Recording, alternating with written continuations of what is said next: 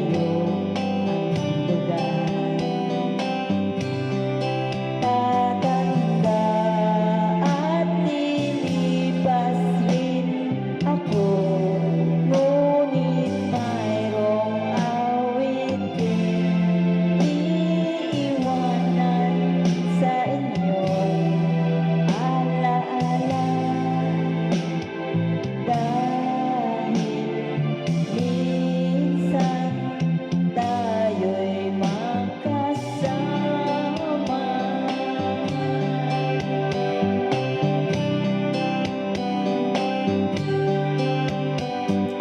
Parang kailan lang ang mga awitin ko ay ayaw pakinggan.